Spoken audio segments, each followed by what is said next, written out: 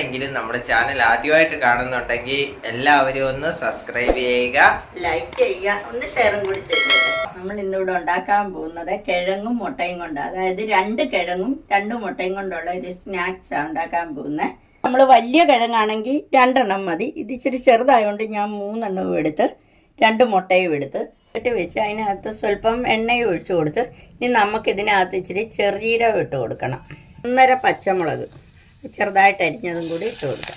ഇഞ്ചിയും വെളുത്തുള്ളിയും കൂടി പേസ്റ്റ് ആക്കിയത്, ഒരു ചെറിയ സബോള ചെറുതായിട്ട് അരിഞ്ഞതും കൂടി ഇട്ട് കൊടുക്കാം. ഒന്ന് ഇളക്കി കൊടുത്ത് വഴട്ടിയെടുക്കാം. മഞ്ഞൾപ്പൊടി ഇട്ട് കൊടുക്കാം. ഒരു 1/4 സ്പൂൺ മഞ്ഞൾപ്പൊടി, 1/4 സ്പൂൺ മുളക് പൊടി, കാശ്മീരി മുളക് പൊടിയാണ്, അതും കൂടി ഇട്ട് കൊടുക്കാം. ഇപ്പം കുരുമുളക് പൊടിയും കൂടി ഇട്ട് കൊടുക്കാം. ഗരം മസാല പൊടിയും കൂടി ഇട്ട് കൊടുത്ത് നമുക്ക് നല്ലതായിട്ടൊന്ന് ഇളക്കിയെടുക്കാം. സ്വല്പം ഉപ്പും കൂടി ഇട്ട് കൊടുക്കാം. ഇപ്പം കരിയാപ്പിലയും കൂടി ഇട്ട് കൊടുക്കാം. മല്ലിയില ഉണ്ടെങ്കിൽ അതും കൂടി ഇട്ട് കൊടുക്കാം. കിഴങ്ങ് വേഗി പുഴുങ്ങി നല്ലതായിട്ട് ഉടച്ചെടുത്താൽ അതും കൂടി ഇതിനകത്തോട്ട് ഇട്ട് കൊടുക്കാം. മസാല എല്ലാം നല്ല ഇതാക്കി ഇനി നമുക്കിത് മാറ്റി വയ്ക്കാം. നമ്മൾ ആ മുട്ട 2ഉം പുഴുങ്ങിയായിരുന്നു. ഇനി ഇത് നമുക്ക് 4ആയിട്ടൊന്ന് മുറിച്ചെടുക്കാം. ഒരു മുട്ട 4ആയിട്ട് വെച്ച് നമ്മൾ 8 കഷ്ണമാക്കി മുറിച്ചെടുത്തിട്ടുണ്ട്. എണ്ണ എടുത്ത് കയ്യിൽ പുരട്ടണം. വെള്ളമാണേലും മതി. അപ്പം നമുക്കിതൊന്ന് പരത്തിയെടുക്കാം.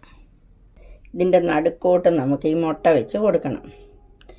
എന്നിട്ട് നമുക്കിതിങ്ങനെ ഒട്ടിച്ചെടുക്കണം. നമ്മളിപ്പോൾ ഈ ഒരു ഷേപ്പിലാണ് ഇതെടുത്തിരിക്കുന്നത്. അപ്പോൾ ഇതേ നമുക്കതും കൊണ്ട് 7 എണ്ണം ഉണ്ടാക്കാൻ പറ്റി. ഉണ്ട്. ഒരു പാത്രം എടുത്തിട്ട് 1/2 കപ്പ് മൈദ ഇട്ട് കൊടുക്കാം. ഉപ്പും കുരുമുളക് പൊടിയും കൂടി ഇട്ട് കൊടുക്കാം. അത് കുറേശ്ശെ വെള്ളം ഒഴിച്ചത് നല്ലതായിട്ടൊന്ന് ഇളക്കിയെടുക്കണം. നല്ലതായിട്ടൊന്ന് കട്ടയൊന്നും ഇല്ലാതെ ഇളക്കിയെടുക്കണം.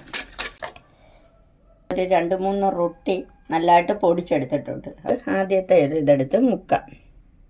ഈ റൊട്ടിപ്പൊടിയിലോട്ടിട്ട് നല്ലതായിട്ടൊന്ന് മുക്കിയെടുക്കാം. വേണ്ട ഇതെല്ലാം നമ്മൾ റൊട്ടിപ്പൊടിയിലുമൊക്കെ മുക്കി നല്ല ഇതാക്കി എടുത്തിട്ടുണ്ട്.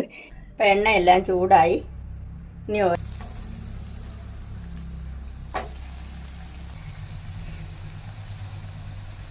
ഇതേപോലെ ബാക്കിയെല്ലാം ഒന്ന് പൊരിച്ചെടുക്കാം.